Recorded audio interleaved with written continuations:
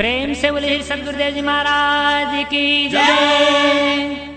परम पिता परमेश्वरी की जय। आनंद कंद लीलाधारी प्रभु सदानंद जी मनमोहन भगवान की जय। परम प्रभु की है ये वाणी, परम प्रभु की है ये वाणी। जल्दी ही सतयुग आएगा, सत्पुरुषों का राज बनेगा, पापी नहीं बच पाएगा। ओ पापियों कान खोल कर सुन लो, पापियों कान खोल कर सुन लो, पाप छोड़ कर धर्म पकड़ लो, तभी तू रहने पाएगा, सत्पुरुषों का राज बनेगा, पापी नहीं बच पाएगा। शक्ति सबकी एक ही रही, चाहे वो पंडित नेहरू से लेकर के अटल जी के बीच में जो कोई भी उस कुर्सी गद्दी पर बैठा हो, कुर्सी की क्षमता शक्ति सबके लिए एक ही है।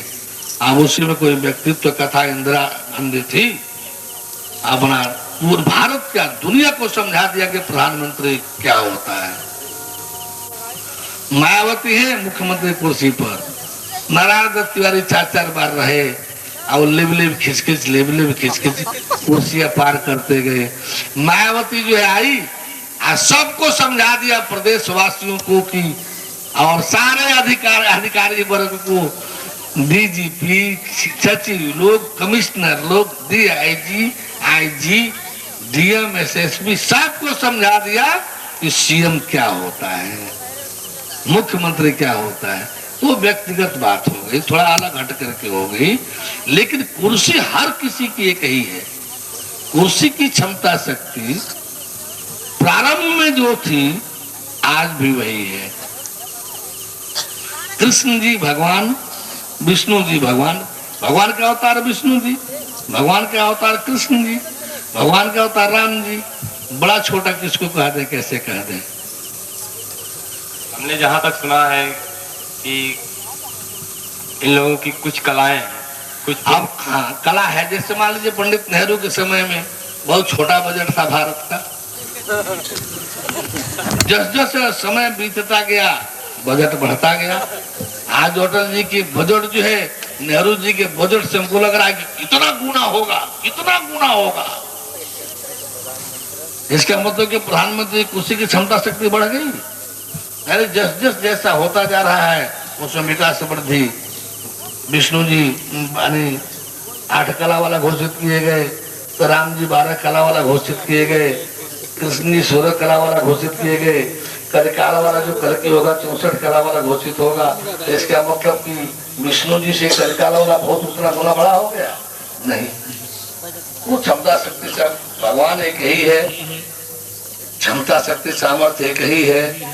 समाज में कब किसको कैसे क्या प्रयोग करना है, ये उसकी कला तो उसकी क्षमता शक्ति प्रयोग पर आधारित है। कब कैसा प्रयोग करना है, क्षमता। भगवान तो भगवान ही है। बजट तो प्रधानमंत्री का है। अब जब जैसे डिमांड हुआ वैसा बजट हो गया, बजट बढ़ गया। अटल बिहारी का तो पंडित नेहरू से बड़का प्रधानमंत्री थोड़े हो गए। क्यों? बजट बढ़ जाने से बड़का प्रधानमंत्री नहीं हो जाएंगे। बजट कम रहा तो छोटा प्रधानमंत्री नहीं थे। इंदिरा गांधी से बहुत बड़ा बजट आज का है। इंदिरा गांधी के समय से आज का बजट बहुत बड़ा है। तो क्या इंदिरा गांधी से बहुत सानी और सीनियर प्रधानमंत्री हो गया अटल जी का? एक और शंका सुना, ठीक है उसको हमने गरुड़ पुराण में देखा है, उसमें लिखा हुआ है कि कलयुग में कल के अवतार होगा। इसके विषय में हमको शंका है थोड़ी, तो आप बताते हैं, हमको संपूर्ण शंका दूर हो जाएगी। ये किस रूप में होगा या नहीं होगा, ये हम नहीं जानते। ये बताने का इसके लिए आप श्रीमद् भागवत महापुराण का, श्रीमद् भागवत महापुराण के 12वें स्कंद का 2रा अध्याय पढ़ें। दूसरा तीसरा अध्याय जो है ना, उसमें ऐसा है वर्णन। जय गरुड़ पुराण में भी है, लेकिन वो गोपनीय है, अभी बताऊंगा नहीं। 15 को जिनको दर्शन हो जाएगा वो यदि चाहेंगे तो दिखला दूंगा। देखिए, जैसे हम कृष्ण जी का नाम ले रहे हैं, राम जी का, विष्णु का नाम ले रहे हैं, तो विष्णु जी के पहले जो होगा कलकी वाला होगा। जैसे हर 8वां दिन वही दिन होता है, हर 13वां महीना वही महीना होता है, ऐसे हर 5वां अवतार वही होता है, वो एक ही रहता है। हर सतयुग में विष्णु ही रहेंगे, हर त्रेता में राम रहेंगे, हर द्वापर में कृष्ण रहेंगे, और हर कलयुग में कल्कि रहेगा। अब सवाल है कि विष्णु जी किस भगवान का चिंतन नाम लेते थे, कराते थे, ये है गरुड़ पुराण में, लेकिन अभी हम मंच से नहीं बता सकता। जब 15 को जो दर्शन करेंगे परमेश्वर का, यदि वो चाहेंगे तो हम उनको दिखला देंगे। भागवत महापुराण में भी है दिखला देंगे, उपनिषद में भी है दिखला देंगे, आदि शंकराचार्य का तो भरा पूरा है दिखला देंगे, लेकिन यहाँ से नहीं बता सकता। अभी तो सारा ज्ञान समर्पण शरणागत पर ध्यान मिलना बाकी है, तो परमेश्वर कौन है कैसे बता दें। हाँ, जो दर्शन कर लेंगे उनको दिखला सकता हूँ कि देखिए विष्णु जी किसका ध्यान ज्ञान से, किसका जाप पूजा कराते थे।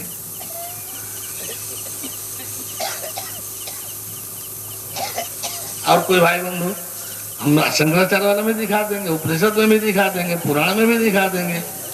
एक गोपनीय गुप्त नहीं है, वो है, लेकिन आप 1000 बार पढ़ें कि वो पकड़ में आवे। उसमें कल्कि में कौन होगा, कौन है, क्या नाम है, वो भगवान है कि नहीं है, वो सब है। और कोई भाई बंधु, बस यदि कोई है तो और, क्योंकि लास्ट अंतिम क्लास है। जो कोई भी चाहे, बाहर भीतर का भी चाहे, यदि प्रेम से चाहता है तो अपना समाधान ले सकता है।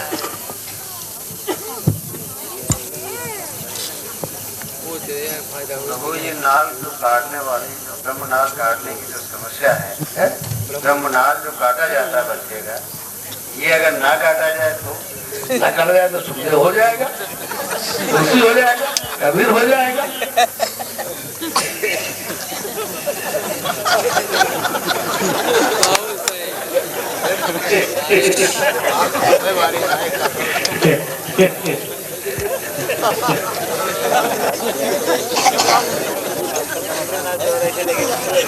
महाराज जी के चरणों में प्रणाम करते हुए मैं भी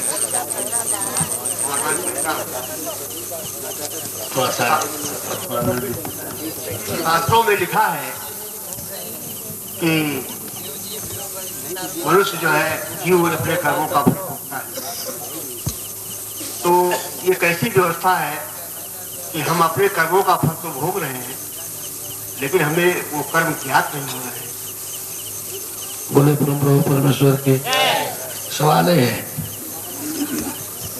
कि वो दुनिया बदलते हैं, वो सारी चीजें विस्मृत हो जाते हैं, क्योंकि 2 मिनट टकराव न हो जाए। अब मान लीजिए विस्मृत न हो, और पूर्व के माता पिता भी याद हों और वर्तमान माता पिता भी हैं, उस व्यक्ति के लिए तो परेशानी बढ़ जाएगी ना। हम उस माता पिता के रहे कि इस माता पिता के रहे, अगले भी मान लीजिए माता पिता दिखाई देने लगे, भविष्य वाले, तब क्या गति होगी। अगले भी माता पिता दिखाई देने, तब क्या गति होगी। हम पिछले वाले का रहे, वर्तमान का हुए कि अगले का रहे, तो ये सारी बहुत बहुत भाव व्यवहार विचार के बाद जो है सृष्टि की सारी व्यवस्था चलती है। इसमें स्थिरीकरण है। अभी 50 वर्ष लगभग होने जा रहा है भारतीय संविधान को, 50-51 वर्ष हुआ, 74-75 संशोधन हो गए। लगभग हर वर्ष के हिसाब से डेढ़ संशोधन हर वर्ष के हिसाब से लगभग हुआ। 1.5 वर्ष से लगभग 1.5 संशोधन जा रहा है। ये सृष्टि की व्यवस्था देखिए कि अरबों वर्ष की है, लाखों करोड़ों वर्ष पहले से सूरज एक समान गति से उदित हो रहा है, अस्त हो रहा है। लाखों वर्ष से पहले से चंद्रमा अपने गति में चल रहा है, सारे आकाश की गंगाएं अपने गति में चल रही हैं। जो जहां ईश्वर एक महान सत्ता शक्ति, एक महान सत्ता शक्ति ईश्वर, ब्रह्मांड को चालित करने वाली सत्ता शक्ति ईश्वर, जीव के पीछे, शरीर के पीछे वही निरीह बन करके पड़े हुए हैं। इतना हार्ड एंड फास्ट परमेश्वर का नियम है, जरा से उनके अंदर जोश नहीं आ रहा है ईश्वर के अंदर। यह तुम शरीर हमको क्यों नहीं पहचानता है, क्यों नहीं हमारे अनुसार होता है, कुछ नहीं। निरीह बन करके जीव के पीछे, जीव शरीर के पीछे पड़ा हुआ है। जब जीव दर्शन होगा ना, 13 तारीख को जीव दर्शन होगा तो देखने वाले को दिखलाई देगा कि एक जीव के सामने ये संसार कुछ नहीं है। एक जीव के सामने ये संसार कुछ नहीं है, लेकिन वह निरीह बन करके एक शरीर के पीछे, नगौले सा, भूले बिसरे सा, कोई पूछ भी नहीं रहा कि तू कुछ है। अभी अब किसी को, मालिक को अपने घर में जाने में परिवार वाले न पूछे, मुंह फेर लें। आपकी कमाई में परिवार पल रहा है और आप परिवार में घुस है, कौन आपसे बोल नहीं रहा है, कौन आपकी तरफ देख नहीं रहा है, सब मुंह फेर ले रहे हैं। कितने देर तक ऐसे परिवार में आप रह लेंगे? आप ही पर परिवार पल रहा है और आपको देखने का भी कोशिश परिवार न कर रहा हो, एक शब्द बोलने का भी कोशिश परिवार न कर रहा हो, मुंह फेर ले रहा हो। कितने देर तक आप उस परिवार में रह लेंगे? दम घुटने लगेगा, कुछ ही देर में दम घुटने लगेगा। ये जीव कैसा है, इसी का सारा लाभ है तो जीवन है तो दुख सुख है तो संबंध है तो सारे संपर्क है तो सब कुछ है। जीव छोड़ दे तो कुछ नहीं है शरीर का।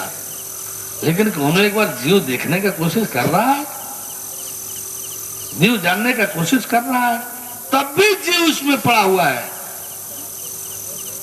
क्या उसको घुटन नहीं हो रहा होगा कि हमारे ही अस्तित्व से तो सारा ही अस्तित्व वाला बना है, हमारे रहने से जीवन जी रहा है, सब कुछ कर रहा है, हमको देखने तक का कोशिश नहीं कर रहा है।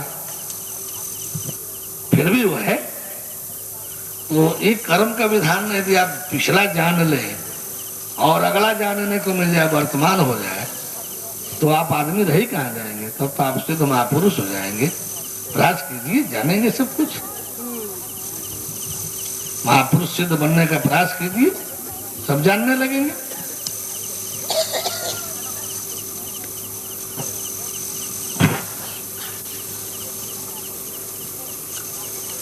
और कोई भाई बहन? बस आज अंतिम दिन है, अंतिम बैठक है इस मंचीय कार्यक्रम का। आप लोग चाहें तो इसका लाभ लीजिए समय का।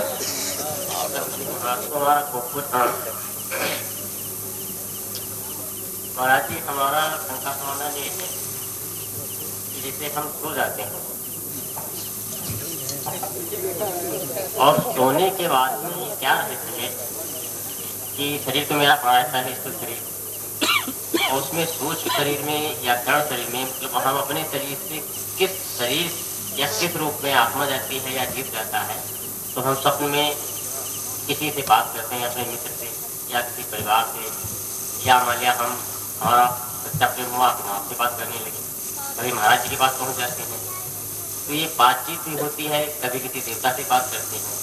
तो इसका क्या रहस्य है? फिर जागने के बाद में कभी कभी हम स्वप्न देखते हैं कि दादा पसंद जाते हैं, जगते हैं, तो ये स्वप्न क्यों होता है और कैसे होता है, इसका रहस्य क्या है? बोले परम प्रभु परमेश्वर की, परम प्रभु परमेश्वर की। यही सब रहस्य तो जनाने दिखाने के लिए हम प्रैक्टिकल क्लास करने जा रहे हैं। पात्रता परीक्षण में आइए, यहाँ बताने से क्या होगा, वहाँ सब दिखा दूंगा। अच्छा, धन्यवाद।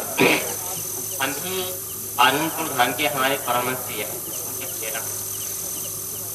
और तो हम वही बात आपसे करेंगे। ये शोभम जो शब्द है, हम आनंदपुर धाम के जो सदगुरु महाराज हैं, अनंतपुर, जी हाँ। गुना वाले मध्य प्रदेश वाले। हाँ, गुना मध्य प्रदेश में। अच्छा ठीक, सोहंग वाले। हाँ जी, उसके हम वहाँ के भी शिष्य हैं। तो अभी आपने यहाँ की बुकलेट नहीं ले गए, हमने अध्ययन किया। फिलहाल हम ये 2 अक्टूबर से लोग किए थे कि हम यहाँ से सत्संग करेंगे, लेकिन वो संस्कार वाला नहीं रहा, या हम तबियत खराब हो गई, याद पहुँचे आकर के सत्संग हमने आज शुरू किया है। अब 15 तक हम रहेंगे यहाँ, यहीं कंटिन्यू रहेंगे और यहीं बैंक में सर्विस भी करते हैं, यहीं मतलब परमानेंट रहेंगे। तो हम ये शंका समाधान कल आपसे करेंगे। सोहंग शब्द जो है, इसको उसमें हमने पढ़ा भी है, और इसको जो आपने बताया कि हमारे गुरु जी ने तो यही बताया है, हालांकि हमसे उन्होंने मना किया है कि शब्द को लोग आप, हाँ है, लेकिन अब आपसे तो हम बात करेंगे, या भाई ज्ञानी मिले तो ज्ञान मिले, मूर्ख मिले चुप रहिए, तो आपसे तो हम नहीं करेंगे, तो किसी तरह का समाधान करेंगे। तो वहाँ तो उन्होंने हमें जब मंत्र दिया और जब मंत्र कान में फूंका, तो उन्होंने यही कहा कि जब ऊपर शो शब्द कहा तो शो माने परमात्मा, शो माने शो यानी जो वो है, अहंग वो मैं हूँ, ये शब्द का उन्होंने उच्चारण करवाया।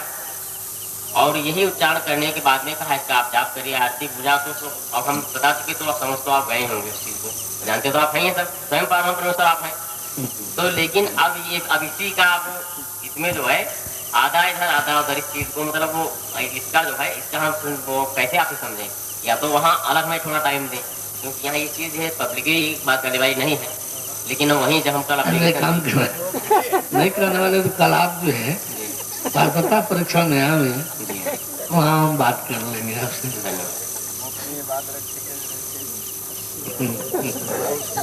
गुना वाले बहुत हैं यहाँ, वहाँ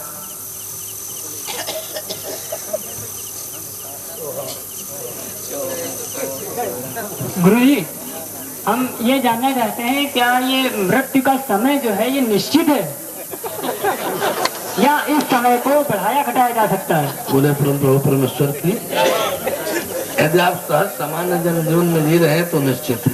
अच्छा, यदि आप अपने व्यवहार से यदि ईश्वर से मिल जाए तो सुनिश्चितता किनार हो जाएगी, घटाया बढ़ाया जा सकता है। नहीं, हमने कहीं पढ़ा है कि ये जो जन्म मृत्यु शिक्षा ये सब बच्चा जब गर्भ में होता है तभी से मतलब ये लिख दिया जाता है उसके भाग्य में। गर्भ में होता है तब नहीं लिख दिया जाता है, लिखने के बाद गर्भ में आता है, ये पहले लिखा जाता है। नहीं तो मृत्यु उसमें लिख दी जाती है कि किस समय होगी, तो उस समय को बढ़ाया घटाया जा सकता है क्या? बढ़ाया घटाया जा सकता है। ये जो कोटा है ना जी, जो 21,600 श्वास का जो कोटा है, इसको आप घटा बढ़ा लीजिए, उम्र आपकी घट बढ़ जाएगी। यदि 21,600 जो हर 24 घंटे में कोटा बना है श्वास का, आप 20,000 प्रयोग कीजिए, 1600 रोज बचा लीजिए, वो हर 21,600 होते होते एक दिन आपकी उम्र बढ़ जाएगी। यदि आप घटाना चाहते हो तो 23,000 रोज लेना शुरू कर दीजिए, उम्र घट जाएगी उसी हिसाब से।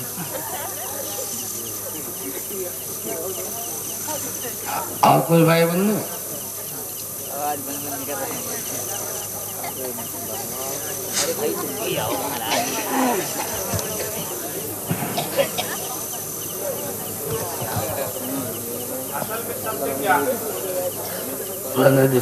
सत्य क्या है? सत्य क्या है? सत्य, सत्य वह सर्वोच्च सत्ता शक्ति है जिसमें कभी भी किसी भी प्रकार का कोई परिवर्तन नहीं होता, सदा सर्वदा एक रूप रहता है, सदा सर्वदा एक रूप रहता है, उसमें कभी भी किसी प्रकार का कोई परिवर्तन नहीं होता। क्या कभी किसी ने देखा? क्या कभी? हाँ, मैं दिखाता हूँ, 15 को दिखाऊंगा। 15 को आप सत्य को दिखाएंगे? दिखाएंगे। सत्य नहीं, सत्य के पिता परम सत्य को, सत्य के पिता परम सत्य को दिखाएंगे। तो इन पिछले कई बात तो एक हफ्ते से हो रहा है, इसमें आपने मतलब क्या लॉजिक दिया है जनमानस को, क्या समझाया है आपने? हाँ, 9 दिन से पिछले 9 दिनों में आपने क्या समझाया? अभी बात तो इन्हीं नहीं लोग, पाया ये बात तो इन्हीं लोगों से पूछिए क्या समझाया है, क्या ये लोग समझे हैं। ये 9 दिन की बात हम 9 सेकंड मिनट में कैसे बता दें? नहीं, आपका क्या जीवन आदर्श है, आपने क्या कहा है? मुझे बस हमारा एक ही कहना है कि आप लोग जो कर्म और भोग के बीच में, कर्म और भोग के बीच में बैठ करके और माया के देख रेख और मालिकान में जो जीवन जीने में लगे हैं, जहाँ केवल कामना ही कामना है, कामना की पूर्ति के अर्थ नाम का कुछ नहीं है। उस अर्थ की व्यवस्था में आपको अपना जीवन बेचना पड़ता है। आप क्या बात तो सुनिए ना पूरा। अर्थ की व्यवस्था में आपको अपना नौकरी चाकरी जीवन अपनाना करना पड़ता है।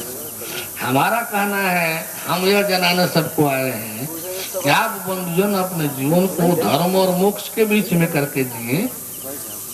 जब धर्म और मोक्ष के बीच में जीवन करके चलेंगे तो इसका देख रेख मालिकान परमेश्वर के पास होता है। सीधे परमेश्वर इसका देख रेख मालिकान करता है और परमेश्वर अपने रोज रोज की देख रेख मालिकान से बचने के लिए ऐसी व्यवस्था दे दिया है कि धर्म के बाद अर्थ कर दिया, तब काम है। हमें कामना की पूर्ति के लिए अर्थ की व्यवस्था पहले ही कर दिया है ताकि आपको कामना हो ही नहीं, आपको जीवन बेचने की नौबतें न आवे। माने कामना आता भी है तो अर्थ पहले से पड़ा हुआ है। तो हम ऐसे जीवन जिलाने के पक्षधर हैं जो एक साथ भरा पूरा जीवन लौकिक और पारलौकिक दोनों जिया जाए, जिसमें झूठ फरेब छल कपट चोरी बेईमानी के लिए कोई जगह ही नहीं है। इससे पहले जो महात्मा हुए हैं, आज से बहुत पहले संत कबीर हुए हैं, रैदास, मोहनदास, बल्टूदास, इन सभी ने इस भारतीय जनमानस को जगाने का प्रयास किया और अब भी लोग कर रहे हैं भारतीय जनमानस को जगाने का प्रयास। क्या लग रहा है कि हम सुलाने का प्रयास कर रहे हैं? क्या हम सुलाने का प्रयास कर रहे हैं, क्या जगाने का नहीं? अरे उन्होंने क्षमता शक्ति नहीं थी कि समर्पण ला करके जिम्मेदारी दोनों ले रहे। यहाँ तो दोनों की समर्पण स्वागत करके सारी जिम्मेदारी भौतिकता का भी ले रहा हूँ। कौन जो नाम लिए हैं, एक नट जो नाम लिए उसमें से कौन है जो समर्पण करा करके भौतिकता कर रहा है? क्यों छटपटाने लगा? बोल रहे थे तो हम तो नहीं छटपटाए।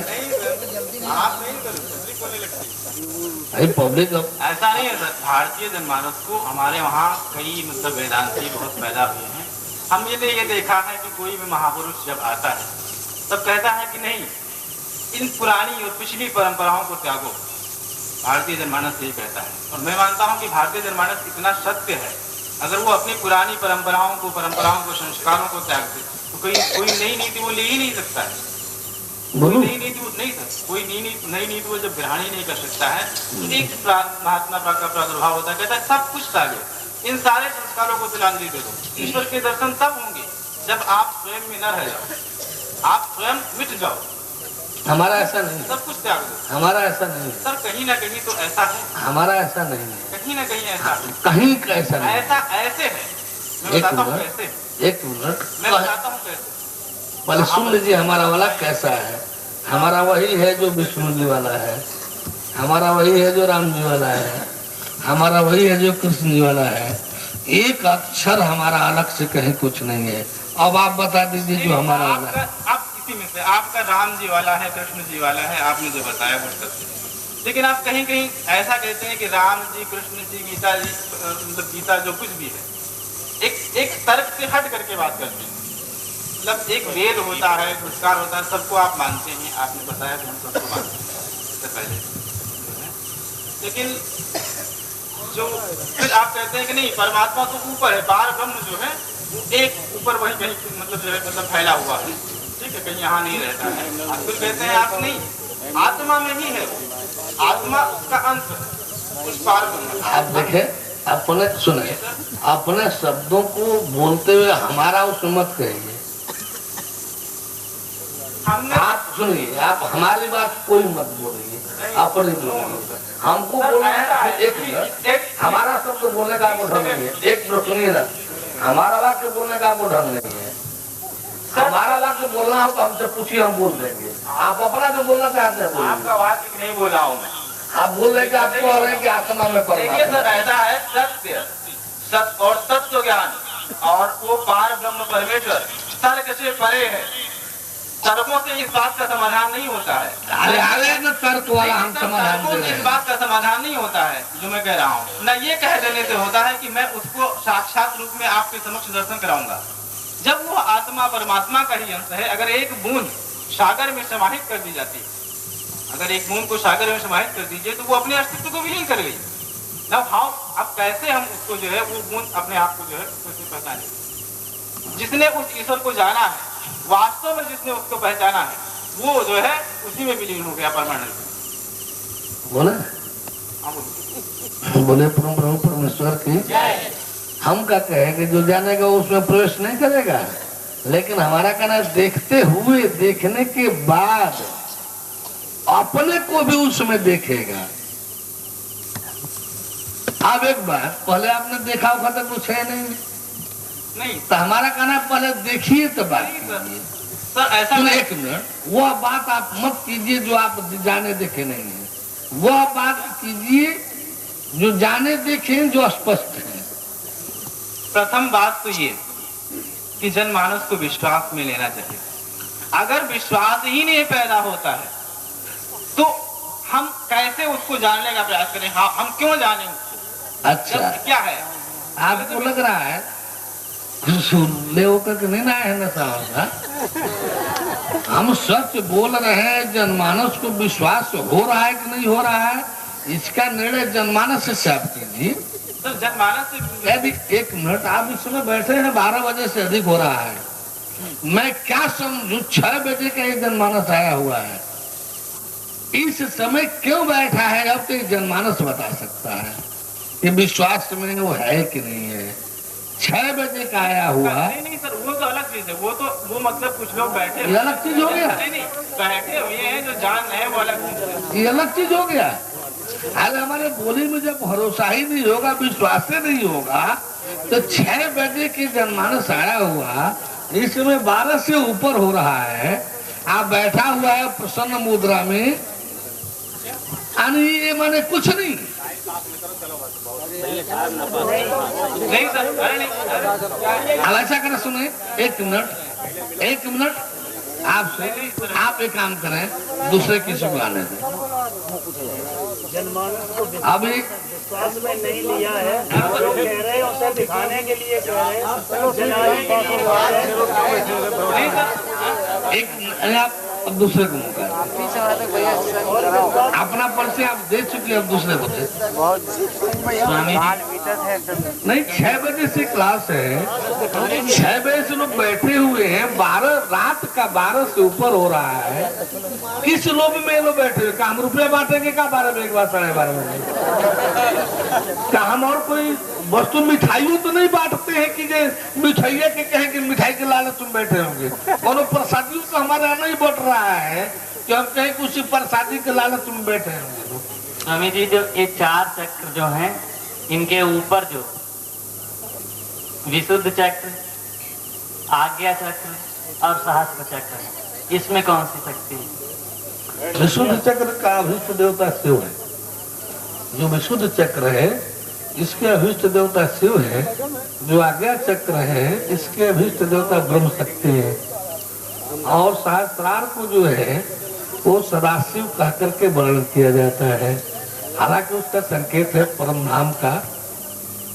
कोई सहस्त्रार में ले नहीं जाता है, सब गुरु जो है आज्ञा चक्र में ले जा करके कहते हैं अब इसके आगे करो, इसके आगे अभ्यास करो। प्राय सब गुरु जो है आज्ञा चक्र तक गुरु ले जाते हैं। आज्ञा चक्र को गुरु चक्र भी कहते हैं, आज्ञा चक्र को गुरु चक्र भी कहते हैं। तो यहीं तक कोई गुरु ले जाता है। उसके बाद से आपको अपने आप अभ्यास करना है और अभ्यास करके अभ्यास के द्वारा आपको आगे बढ़ना है।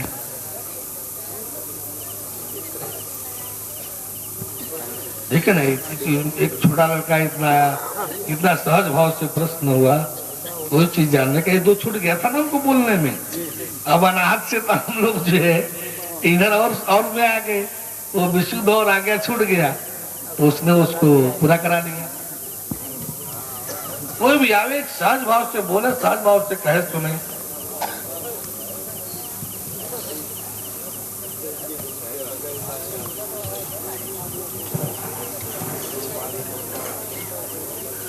स्वामी जी को नमस्कार जी। मैं ये जानना चाहता हूँ कि जब आत्मा आज्ञा चक्र तक पहुँच जाती है, वो फिर नीचे भी गिर जाती है कि ऊपर ही उसका चढ़ना? बहुत अच्छा प्रश्न है, बहुत अच्छा है। बोले परम प्रभु परमेश्वर की। ये स्वाभाविक है। जब कोई गुरु जब किसी शिष्य को ऐसा कराता है तो उसके पहले एक मान्यता है, जैसे अभी नहीं उपनयन संस्कार वाला कहे भीख मांग लो सबसे, भीख मांगने का संबंध तोड़ लो, गुरु के यहाँ प्रवास करो। जब आप आत्मा के क्षेत्र में अपने जीवन को रख देंगे तब तो वही बना रहेगा, नीचे नहीं गिरेगा। तब नीचे नहीं गिरेगा, क्योंकि गुरु जो है अब उसकी सारी जिम्मेदारी उस गुरु की हो जाएगी, वो सारी जिम्मेदारी गुरु ले लेगा। यदि आप घर गृहस्थी परिवार में आते हैं तो नीचे गिरेगा नहीं, तो फिर ये जीवन शैली चलेगी कैसे? ये नीचे गिरेगा नहीं तो इंद्रियों का प्रयोग करेगा कौन? ये हमारा सवाल स्वामी जी ये है कि ये त्रिलोकीनाथ के 3 लोग जो हैं यही आवागमन का साधन है। 3 लोग अगर पार करके रूह पार ब्रह्म चली जाए तो ये आवागमन खत्म हो जाता है। हाँ तो ये तो करना होगा, ऐसा ही करना होगा। ये 3 लोग तो आपके शरीर में भी है। आज्ञा चक्कर जो है ये 3 लोग के दायरे के अंदर है कि बाहर? हाँ 3 लोग के दायरे के अंदर है। तो इसमें गिरने का दिशा है। हाँ है। परम ब्रह्म वैसे ये आज्ञा चक्कर तक पहुंच जाने में कोई इंसान को मतलब है काफी उसको मेहनत करके अगर पहुंच जाए तो उसको कोई उपलब्धि हो सकती है। वही शांति आनंद की अनुभूति होगी, चिदानंद की अनुभूति होगी यदि रोज करेगा, क्योंकि आज्ञा चक्र में जाने के बाद आपको पीछे लौटने का कोई हिदायत नहीं होगा। फिर आगे आपको समाधि में जाना होगा। आज्ञा चक्र में जाने का मतलब आप ध्यान में है, और ध्यान के बाद 7वां है, 7वां सोपान है अष्टांग योग का, 8वां है निर्विष समाधि। जब 8वां निर्विष समाधि में जब जाएंगे तो उस समाधि में आपको बने रहना है। आप आज्ञा चक्कर तक जाने में भी तो समाधि की अवस्था होनी जरूरी है, वरना जा नहीं सकता। नहीं, समाधि पहले नहीं आएगी। 7वां है ध्यान जी, 8वां है समाधि। तो आज्ञा चक्र में पहुंचने की पद्धति ध्यान में है। ध्यान में पहुंचने की प्रक्रिया ध्यान में है। ऐसी बोध कराइए कि इंसान बाद में नीचे न गिर पावे, ये किस चक्कर में जाके ऐसी अवस्था आ जाती है। ये तो तत्व ज्ञान और परम ब्रह्म के क्षेत्र में होगा, वो भी तब जब समर्पण शरणागत परमेश्वर के रहेंगे। तब परमेश्वर में भी गिरने के चांसेस हैं जब आप उसमें बने रहेंगे। आगे चक्कर में पहुंच के नीचे गिर जाता है तो फिर वो नील माना जाएगा कि उसके अंदर कुछ तत्व रहेगा? फिर भी कुछ कहने सुनने के लिए तो रहेगा ही रहेगा। नित्य प्रति जब ध्यान साधना करेंगे तो ध्यान साधना आज्ञा चक्र में ही होगा। ध्यान साधना जो होगा आज्ञा चक्र में ही होगा। तो आज्ञा चक्र में पहुंचेंगे तभी जाकर के ईश्वर का दर्शन होगा। तब आज्ञा चक्र में जाएंगे नहीं तो ईश्वर दर्शन नहीं होगा। आज्ञा चक्र के मेरा मतलब कहने का है कि नीचे गिर जाने के बाद गिरना है, उसमें हर कहीं से नीचे गिर जाएंगे। यदि आप उसके यहाँ शरण में, जैसे आत्मा चक्र में जा रहे हैं, तो आपको आत्मा के शरण में अपने को बने रहना होगा, तब नीचे नहीं गिरेंगे। नीचे फिर माया के क्षेत्र में आएंगे तो गिर जाएंगे। नहीं, मेरा मतलब नीचे गिरने के बाद में फिर उतना ही फैसला तय करना पड़ेगा कि उसमें कोई रियायत हो जाएगी उसके लिए? नहीं, कुछ तो राहत रहेगी ही रहेगी। कुछ फिर शुरू से आपको नहीं चलना पड़ेगा। वो नित्य प्रति अभ्यास यदि बनाए रखेंगे तो उतना प्रयास तब नहीं करना पड़ेगा। फिर ये है कि नित्य का अभ्यास बनाए रखना पड़ेगा। अच्छा जी, नमस्कार। नित्य प्रति का अभ्यास बना रहेगा ना, तब उतना प्रयास नहीं करना पड़ेगा जितना शुरू में करना पड़ा। आज्ञा चक्र में जीव नहीं जाएगा तो दर्शन ही नहीं होगा ईश्वर का। ईश्वर का दर्शन ही नहीं होगा बिना आज्ञा चक्र में गए। और कोई भाई बन तो चला जाए। पूरे परम प्रभु परमेश्वर की, परम प्रभु की है वाणी, परम प्रभु की है ये वाणी। जल्दी ही सतयुग आएगा, सत्पुरुषों का राज बनेगा, पापी नहीं